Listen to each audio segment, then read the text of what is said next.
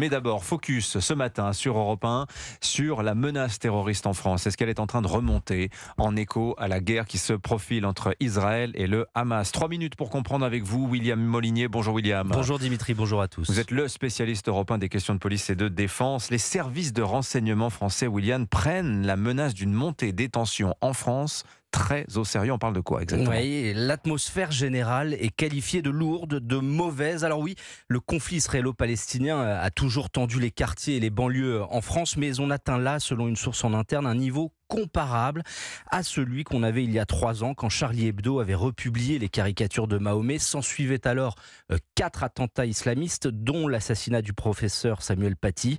Certes, depuis samedi dernier, aucun projet d'attentat n'a été précisément identifié, mais les services de renseignement ressortent de leur carton plusieurs dossiers pour les réveiller, comme on dit, notamment ceux qui n'avaient pas été jugés prioritaires cet été. Des criblages sont demandés par la justice antiterroriste, notamment sur les fichiers S et les sortants de prison.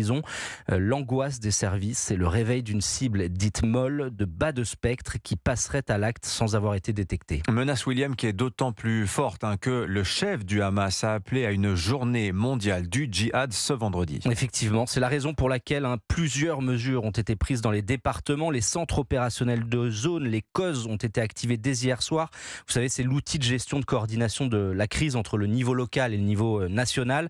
En clair, l'appareil de l'État est prêt au cas où, et le moindre incident en lien avec le conflit israélo-palestinien doit remonter tout en haut de la chaîne de commandement, justement pour ne pas perdre des yeux les signaux faibles. 1781 signalements pharos en une semaine selon les informations d'Europe 1, dont 174 dossiers qui ont été judiciarisés. Bon, William, parlons clairement, parlons concrètement. Quel est le scénario d'attentat le plus crédible qui est envisagé là, ce matin là, par les services de renseignement? Eh bien, dans les jours à venir, la principale menace, c'est celle qu'on appelle endogène, celle qui est déjà sur le territoire français, une forme de terrorisme d'opportunisme, type attaque au couteau sur la voie publique. Ne pas sous-estimer non plus, nous confie un cadre du renseignement français, la menace projetée ou initiée depuis l'étranger. On sent, me dit cette source, que les flux migratoires en provenance de Turquie, du Maghreb et de l'Ukraine appellent à la vigilance.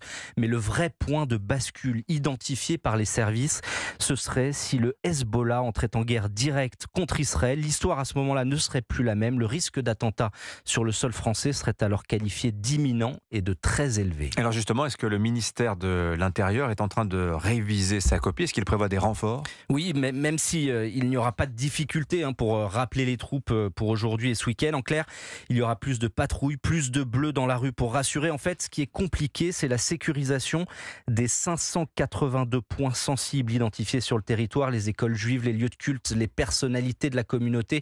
Comment protéger tout cela dans la durée, surtout si la guerre entre Israël et le Hamas se poursuit dans le temps? Une des pistes envisagées est l'évolution, nous dit-on, de la posture de la force Sentinelle, des militaires donc, qui pourraient être mis à contribution pour soulager en quelque sorte les forces de sécurité intérieure. L'éclairage du spécialiste des questions de police et de défense sur Europe 1, William Molinier. Merci beaucoup, William.